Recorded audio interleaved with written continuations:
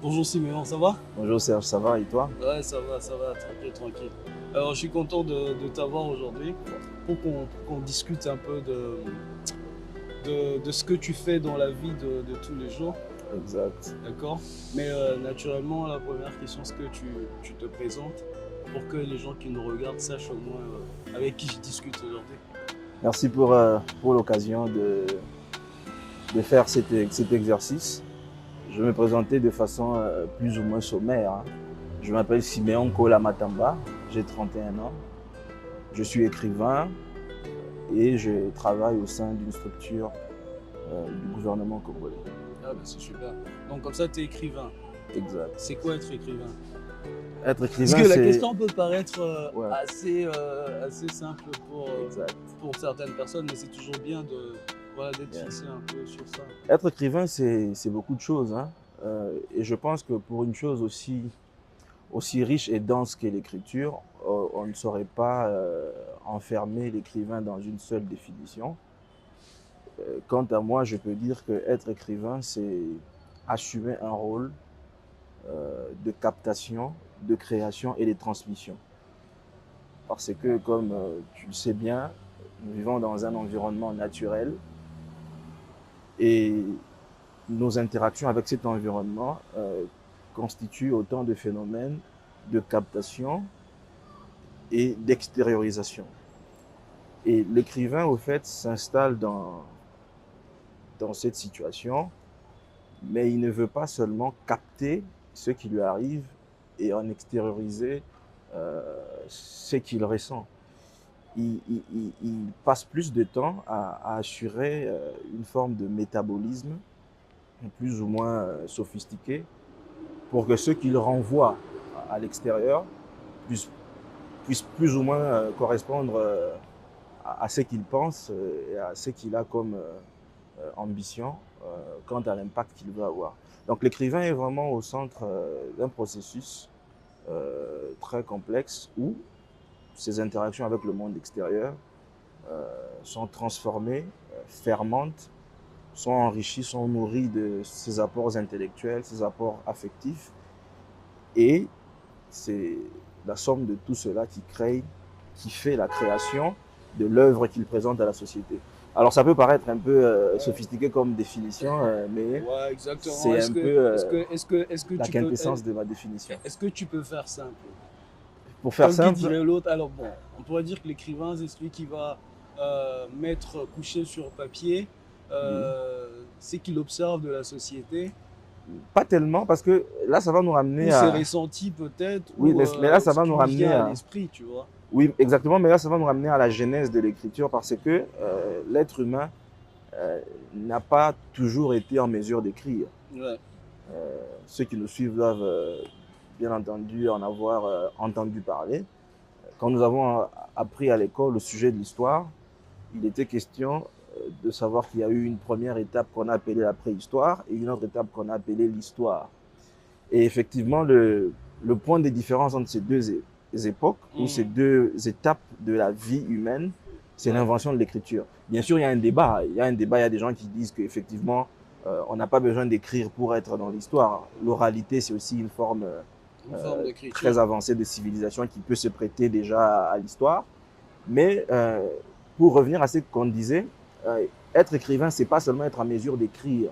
Parce que l'écriture a été inventée, bien sûr, pour enregistrer des données.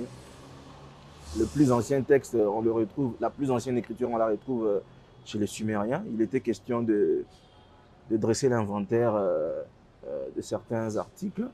Mais tu vois que l'écrivain n'est pas dans une écriture purement technique.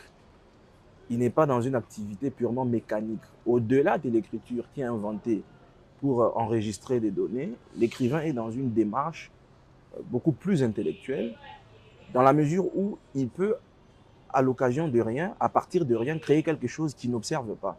Et donc, ça participe, comme je disais, de son environnement, des choses qu'il voit, bien sûr, mais aussi des choses qu'il ressent, des choses qu'il perçoit Mais autrement que par la vue et par les sens. Et donc, l'écrivain est dans une démarche d'observation, de sensation et de création.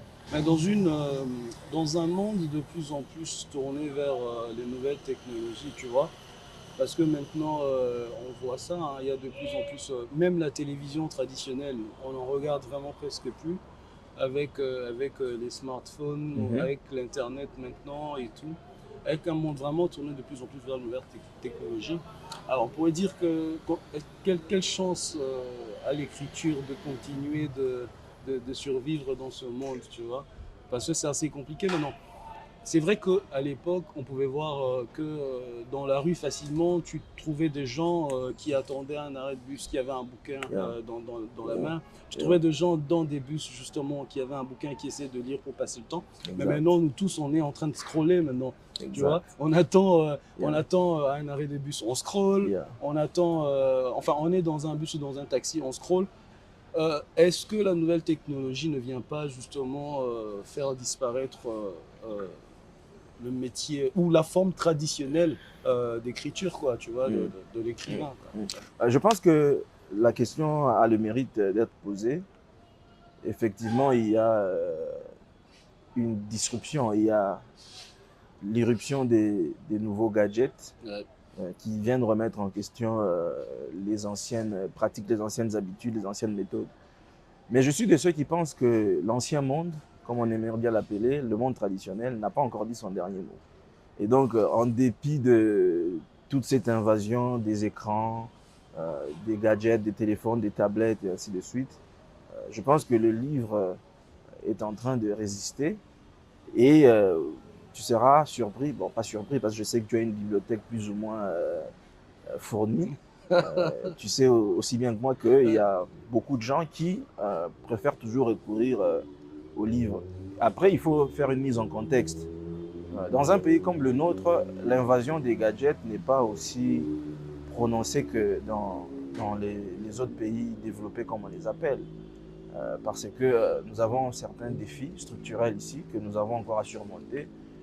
Déjà par rapport au pouvoir d'achat, quant à la capacité qu'ont les gens à se procurer ces gadgets, Ouais. et aussi par rapport à la desserte en électricité, qui font que effectivement ici il y a encore beaucoup plus de raisons de se cramponner au livre physique que de partir sur des gadgets qui ne sont pas forcément à la portée de tout le monde. Donc de ce point de vue, il y a une nuance qui s'opère, mais ça ne nous empêche pas de savoir qu'effectivement nous devons être à cheval Faut entre continuer. l'ancien et le Et le nouveau. nouveau monde, c'est C'est ça. pourquoi autant on fait des livres physiques, autant On essaie on a des de versions en ligne sur en ligne Amazon, sur électronique. Kindle, Ouais. pour effectivement mettre à l'aise tout le monde. Alors, pourquoi toi, tu as choisi d'écrire? Parce que tu vois, après, bon, certains diront que c'est une passion, mais toi, pourquoi tu as choisi d'écrire? Parce que t'es relativement jeune. T'as dit 31 ans. Ouais, 31 ans, tu es relativement jeune. Et à 31 ans, comment on arrive à faire le choix d'écrire, à faire le choix de devenir écrivain? Euh, J'ai aimé la formulation de la question quand tu as dit que certains pourraient dire que c'est une passion, effectivement, mais j'essaye toujours de ne pas être trop dans le versant passionnel. Ouais, Et j'essaie toujours de trouver un point d'équilibre, un point de rencontre, et je dirais que l'écriture est à la fois passion et raison. ouais. C'est facile de dire que j'écris par passion, effectivement j'écris par passion, mais les écrivains ils vous diront pas, ou ceux qui sont honnêtes vous diront que c'est pas aisé d'écrire, c'est pas toujours aisé. Je peux facilement partir dans une envolée épistolaire comme ça et faire deux, trois bons mots qui captivent. C'est différent de se mettre à écrire un essai. Donc c'est pas que de la passion, c'est de la passion et de la raison. Autant ça me met dans une situation de grand plaisir, autant ça peut être un défi. Et c'est là que la raison intervient. C'est là que le choix intervient. Mais quand tu parles de la raison, alors moi, quelque chose me revient, parce que tu as écrit un livre déjà, Exact. Nos grandes causes communes. Tout à fait. Euh, la passion, c'est bien, mais la raison, c'est peut-être parce qu'on on sent qu'on a eu une mission, Exact. on sent qu'on doit, si tu veux, éveiller des consciences par rapport aux grandes questions, qui De l'heure. déterminent le devenir même de notre pays, de la Mhm. nation et bref du monde, parce qu'on ne Mhm. peut plus actuellement se considérer comme pays de manière singulière Mhm. en oubliant tout ce qu'il y a tout autour, à la fois régional, Mhm. continental et mondial, Mhm. tu vois. Et je sais pas, peut-être si je m'exprime bien, en fait, moi, c'est comme ça que je vois le côté raison, à Yeah, côté du côté passion. Et exact. je pense que la passion mêlée à la raison, ça fait un Yeah. très bon écrivain. Et Tout je à fait. pense que tu, Tout à fait, c'est un tu choix. en es un. C'est pourquoi c'est un choix. Ouais. C'est pas forcément une vocation. C'est pas quelque chose que vous faites. C'est pas quelque chose qui va de soi. Ouais. Et donc la raison intervient. J'ai toujours aimé écrire. J'ai toujours aimé les bons mots. J'ai passé beaucoup de temps à lire, à écouter des discours, à lire des poèmes et ainsi de suite. Et ça nourrit cette passion. Ouais. Et à un moment donné, pour que cette passion ne soit pas juste une irruption, une folie ou un moment d'exaltation personnelle, pour que ça ne reste pas dans le registre euh, du plaisir solitaire, euh, effectivement, la raison s'en mêle pour que, en observant la société, en observant le monde autour de nous, en observant le temps dans lequel nous sommes, nous puissions donner à ceux qui sont en mesure de nous lire vraiment du contenu qui contribuera à élever les consciences et à faire avancer un tant soit peu la société. C'est pas toujours évident, bien sûr, mais nous avons l'espoir qu'un jour ou l'autre, les écrits que nous mettons sur la place publique auront contribué à faire avancer la société et pourquoi pas le monde. Mais alors, c'est quoi ton champ d'écriture, tu vois? Parce que tu en auras, il y en a qui écrivent Exact. des romans d'amour, il y en a qui écrivent des romans de guerre, il y en a qui écrivent de l'histoire, il y en a qui font également des essais politiques. Toi, c'est quoi ton champ d'écriture? Mon champ d'écriture, et ça c'est un conseil qu'un aîné m'avait donné, Ouais, il m'avait dit il faut trouver, je peux citer son nom, c'est Serge Mahabé, ouais. quelqu'un pour qui j'ai beaucoup d'admiration, un grand, très grand lecteur, un lecteur total, C'est vrai que moi aussi j'ai beaucoup d'admiration pour lui, hein. Ouais, une bibliothèque encyclopédique si on peut le dire. c'est quelqu'un d'extraordinaire. Et Mahabé m'avait dit qu'il fallait se donner un topos. Et il a effectivement raison. Bon, quand on parle de topos, ça fait penser à la topographie. Au départ, c'est le monde physique, mais après, je suis de ceux qui croient que le monde mental est une réplique du monde Du physique. monde physique. Donc, autant on est propriétaire d'un appartement, d'une parcelle, d'une concession, autant dans le champ de la pensée, dans le champ mental, il faut se tracer les périmètres de son action Ouais. en tant que penseur, en tant qu'idéologue, en tant qu'écrivain. Et donc, mon champ d'écriture, mon topos, c'est la société congolaise euh, dans un aspect philosophique et politique. C'est pourquoi j'ai fait mon premier livre qui, a, qui est sorti en 2021 sur nos grandes causes communes. Effectivement, pour ceux qui l'ont lu, comme toi, Ouais. il est évident que je me donne la mission d'écrire la société congolaise, pas seulement comme elle est, mais comme je veux qu'elle soit, comme je pense qu'elle doit être. Et c'est dans la même lancée que je suis très avancé dans l'écriture d'un second livre, dont je ne vais pas ici annoncer la couleur. Tu vas garder un peu Je le vais garder un secret peu le suspense, et quand ça va sortir, les mais gens c'est dans la sauront de même quoi il lancée que je s'agit. suis dans l'écriture d'un deuxième livre, Ouais, qui, je le pense, sera sur le marché, pas seulement sur le marché de marchandises, mais sur le marché sur le des marché idées des idées. C'est très important. bientôt. Ouais. Alors, c'est quoi, quelle place toi tu donnerais aux écrivains dans un environnement comme le nôtre, tu vois, dans un environnement congolais?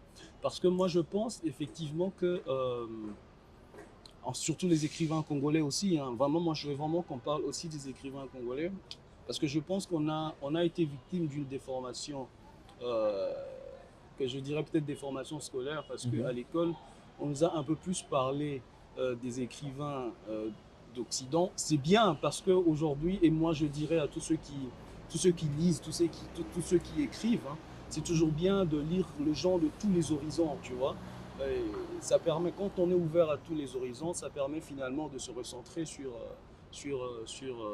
un horizon précis. C'est toujours bien d'avoir l'ouverture d'esprit. quelle place toi tu donnerais à un écrivain congolais dans un environnement congolais? C'est vrai que dans notre environnement, les choses sont ce qu'elles sont. Je pense que les écrivains en RDC sont un peu à la marge, Ouais, si pas beaucoup. C'est vrai que historiquement, nous sommes les descendants d'une société ou des sociétés de l'oralité. ouais, D'accord. Chez moi, il y a ce qu'on appelle le Kassala, par exemple. Et il y a beaucoup d'autres manifestations de cette oralité où on peut, comme ça, en faisant l'éloge de quelqu'un, euh, tracer sa généalogie et citer les hauts faits mm, de ceux qui l'ont précédé dans la lignée, ainsi de suite. Et c'est sur cette base que beaucoup de choses se font, se disent, se chantent, vraiment de manière très orale, euh, sans vraiment conserver la mémoire. ouais, Alors, vu que les choses en sont là, notre société est encore vraiment dans cette dépendance à la parole. Et ceux qui essayent de mettre par écrit leurs idées et même leurs paroles sont un peu à la marge. C'est comme s'il y avait une tendance à ne pas embrasser les écrits. à les mettre de côté. Et voilà, et il y a aussi un autre problème qui a tout à voir avec le taux d'alphabétisation. Ah ouais, avec l'école. Et il y a aussi un autre problème qui a aussi tout à voir avec l'accessibilité. Ouais. Les écrivains pensent, les écrivains publient, mais l'industrie, l'économie du livre n'est pas assez développée. Il n'y a pas suffisamment de maisons d'édition Mais capables de vous permettre de publier à grande ouais, échelle. Et tout cela à très grande échelle. Il n'y a pas suffisamment de prix, de soutien, d'accompagnement pour vous permettre, n'est-ce pas, de publier à très grande échelle et de vendre à des prix accessibles. Donc, quand vous prenez tous ces facteurs, vous le mettez ensemble, vous voyez qu'il y a plusieurs raisons qui font qu'on a vraiment du mal à entrer de plein pied dans une coutume du livre à proprement parler. mais regarde, l'école devait faire ce travail-là d'une Mm. part, et d'autre part, le ministère de la Culture devait faire ce travail-là. Enfin, moi je pense on a l'impression que, et ça c'est depuis longtemps, que le ministère de la Culture dans notre pays, c'est uniquement dédié à la musique, tu vois. Exact. Moi, je pense que l'école, le ministère de la Culture doit faire ce travail-là parce que les livres, l'écriture et tout ça, ça constitue cette grande culture-là Exact. et que le gouvernement doit essayer de regarder. Oui, le gouvernement doit s'y mettre et je pense que le monde d'aujourd'hui qui part très vite devrait nous interpeller. Ouais. On a beaucoup considéré dans ce pays que la culture était synonyme de musique. La culture, c'est de la musique et beaucoup Et plus. beaucoup plus. Et Voilà. donc, il faut qu'au niveau du ministère de la Culture, les choses se fassent différemment. Mais ce n'est pas pour jeter l'anathème au ministère de la Culture. Parce que le ministère de la Culture, il faut le savoir, agit aussi en fonction du budget qui est alloué. Qui lui est alloué. Donc, il faut que d'une manière collective, au sein de l'exécutif, au sein des instances où les décisions se prennent, qu'il y ait une prise de conscience pour que l'on sache que notre être en tant que Congolais, notre devenir en tant que Congolais dans ce monde qui se veut global dépend des investissements que nous faisons dans le domaine de la culture. Et ça sera au bénéfice des écrivains, des poètes, des philosophes, des penseurs, des chanteurs, beaucoup mieux que ceux qu'ils peuvent avoir aujourd'hui Ouais. au niveau de la culture. Mais c'est-à-dire que le Congo, enfin la RDC, c'est un pays de très grande culture. Yeah. Et on a l'avantage d'avoir cette grande diversité des cultures-là. Yeah. Et nous pouvons en faire un soft power. Exact. On peut faire un soft power congolais à la fois grâce à la musique. Donc par la musique, on peut faire un soft power congolais. Par l'écriture, on peut faire un soft power congolais. Parce que des écrivains qui vont à la fois aller sur le champ des idées, comme toi tu le fais, et d'autres qui vont raconter aussi l'histoire de nos sociétés ancestrales, essayer de ressortir les richesses qui constituaient nos sociétés. Ça aussi, on peut le faire, tu vois, et on peut offrir au monde ce que nous, on a de riche, de Tout sorte à à ce fait. que le monde essaie aussi de regarder dans nos richesses pour Tout à essayer fait. de combler ce qu'il y a comme vide dans ce monde-là et essayer de ressortir. Ouais, Moi, je pense que c'est important. je suis très d'accord, je suis d'accord, Il faut qu'on le fasse. Il faut qu'on le fasse, quoi. Je signe de deux mains et je pense que même l'histoire de notre... C'est vrai qu'on a fait beaucoup de progrès avec la musique, hein. Oui. En tout cas, la musique congolaise a fait connaître le Congo. Ça a permis à de nombreuses personnes de mettre le Congo sur la carte du monde. Je pense que dans l'histoire de ces pays, il y a eu un moment, je pense dans la décennie 70, où les auteurs congolais, ou zaïrois à l'époque, étaient quand même une référence. Alors c'est un élan qu'il faut retrouver, parce qu'il faut dire qu'il y a quand même eu des têtes dans ces pays. Il y a eu Valentin Yves Moudimbe, dont je parle souvent, qui est d'ailleurs en vie. Il y a eu Mabika Kalanda, il y a eu Kamana, qui nous a quittés malheureusement en 2021. Il y a eu Zamenga. Et donc, je pense qu'il faut investir là-dedans. D'autant plus que nous partageons une langue, le français, avec les pays de la francophonie. Ben oui, d'autant plus que nous sommes le plus grand pays francophone au monde. Et ça, il faut le dire de temps en temps. Comme j'aime le répéter, c'est nous qui gardons le français en vie. Parce qu'avec plus de 100 millions de locuteurs, une langue, c'est le nombre de gens qui parlent cette langue-là. Et d'ailleurs, pour rire un peu, j'ai vu que quand Mélenchon était ici, il a dit pourquoi on ne serait pas congolophone, parce que c'est vous les plus nombreux. Oui, effectivement, c'est parce qu'on a une langue en commun. Et je pense qu'à partir de cette langue que nous avons en commun, nous pouvons effectivement amener vers le monde tout ce que nous avons de richesse intellectuelle, culturelle, idéologique, philosophique, tout ce que nous avons comme savoir et tout ce que nous pouvons bien sûr créer dans ce domaine-là. Absolument, c'est important. Alors, tes défis personnels en tant qu'écrivain? Les défis personnels en tant qu'écrivain, il faut que tu en parles quand même. Sont de l'ordre de... Les défis personnels sont de l'ordre des difficultés qu'on peut avoir soi-même pour écrire. Ouais. Mais après, il y a aussi des défis structurels qui participent de l'environnement et nous avons déjà parlé de ça brièvement. Je crois que personnellement, la difficulté, c'est de pouvoir réussir la transmission. Parce que s'il s'agissait seulement d'écrire et de ne pas se préoccuper du reste, je crois qu'on écrirait tout le temps. Je crois que la plus grande difficulté, c'est de se mettre dans une position où je peux être sûr à 90% que ce que j'écris est digeste et comestible. Et c'est ça toute la bataille, au fait. C'est ça toute la bataille et c'est ça la plus grande difficulté. Tu te poses la question du public. Oui, tu te dis, bon, ok, on a le public qu'on a. Est-ce que j'écris un truc adapté au public? Tu vois, c'est un peu le défi du musicien aussi de temps en temps. Exact. Il s'est dit, mais est-ce que si je fais cette chanson-là, comment elle sera reçue en fonction de mon public? Tu vois? Est-ce que c'est aussi, enfin, les défis, il est de même nature ou pas? Oui, quelque part, il est de même nature parce que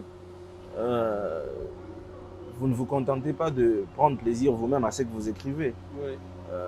Vous êtes plus accompli si ce que vous écrivez a une résonance au sein de votre public. Mais après, vous n'êtes pas non plus dans une démarche où vous allez démonétiser votre pensée, où vous allez dévaluer votre style pour la simple raison qu'il faut plaire à celui-là ou à celui-là. Et donc, c'est vraiment une négociation permanente. Et c'est une difficulté, ça crée bien sûr une tension. Parce que si après vous vous rendez compte que vous n'êtes pas compris, ou vous n'êtes pas compris comme vous vouliez être compris, ça peut bien sûr être l'objet d'une certaine frustration. Absolument. Et donc, on est tout le temps dans cette négociation-là pour bien sûr produire un travail de qualité. Parce qu'après, il ne faut pas faire le nivellement vers le bas. Il ne faut pas faire du genre English for Africa, comme mon aîné Eric Ntumba avait dit. Il ne faut pas non plus faire du English for Africa, c'est-à-dire qu'il ne faut pas non plus faire du français pour l'Afrique ou français pour le Congo. C'est une langue, elle est commune, elle a ses aspects, elle a sa beauté, elle a ses styles. Et donc je pense que l'écrivain, en dehors du fait qu'il doit être en phase avec son public, l'écrivain doit aussi être en mesure d'emmener son public à un niveau plus élevé d'expérience avec la langue. Ouais. Alors, pour toi, quelle serait la place des idées dans une société? Je crois que la place des idées dans une société est centrale. Ouais. Malheureusement, on ne s'en rend pas compte. On ne se rend pas compte parce que les éléments les plus évidents qui nous apparaissent dans notre monde actuel sont physiques, tangibles. Le modèle technique, depuis la révolution industrielle, a fait penser que ne compter que les objets. Mais on oublie que derrière chaque objet fabriqué, derrière chaque outil, derrière chaque fabrication, il y a une idée, il y a un concept, il y a une pensée. Et donc je pense que la pensée est centrale, l'idée est centrale, le concept est primordial. Et donc dans une société, de surcroît dans une société comme la nôtre, la place de la pensée est fondamentale. Et c'est tout le travail qu'on essaie de faire pour la réhabiliter, pour lui donner la centralité qu'elle mérite et qu'elle a toujours mérité. Et donc, il nous appartient de dire la centralité de la pensée et de tout faire pour que la pensée, pour que les idées soient vraiment au cœur de notre expérience. De notre expérience, de notre société. Non, mais je pense que tu as raison. Parce que moi, je suis pour une société du laisser-penser. Pas une société du laisser-passer où on a des privilèges qu'on ne mérite même pas. Une société où n'importe qui peut enfreindre les règles, peut s'arroger des bénéfices qui ne lui appartiennent pas. Une société du laisser penser. Nous devons être en mesure de laisser penser, de laisser les gens penser, de laisser les pensées s'exprimer, même les pensées les plus disruptives. Parce que c'est au beau milieu de tout cela qu'on peut faire une synthèse. Et donc, les idées servent à cela. Les idées permettent de penser et de s'exprimer. Mais quelqu'un d'autre te dirait que il peut y avoir un danger avec le laisser penser. Ouais. Parce que à force de laisser penser, à force de ne pas encadrer cela, ça donne naissance à des choses horribles. Tu vois, les nazismes est venu comme ça au monde et ça a conquis les gens. Ça donne naissance à des extrêmes. Exact. Et est-ce qu'il ne faudrait pas encadrer la pensée? Maintenant, après, le défi, ça serait peut-être de dire, bon, si on doit encadrer la pensée, la pensée, lorsqu'elle est individuelle, on peut l'exprimer. Mais lorsqu'on veut la rendre publique, ce que je veux dire, c'est que, tu vois, comme un écrivain qui voudrait écrire quelque chose pour rendre sa pensée publique, dans un environnement, par exemple, comme le nôtre, où les tribalismes est quelque chose vraiment de répugnant qu'on doit absolument essayer d'éteindre au maximum. Imagine qu'un écrivain, puisqu'il y a du laisser-penser, veuille écrire un livre où il va essayer de proclamer la suprématie d'une tribu en défaveur d'une autre. Et tu vois que le laisser-penser peut être un danger également lorsque on les laisse sur la sphère publique sans essayer de le contrôler quelque part. Je pense que le point fondamental est de reconnaître que le risque zéro n'existe pas. Ouais. Et dans une situation comme la nôtre, je pense que le plus important dans les sociétés qui se veulent démocratiques, c'est le cadre légal. Je veux dire les garde-fous qui sont mis en place pour effectivement prévenir ce genre de déviation. Je pense que nous avons consacré la liberté d'expression dans ce pays.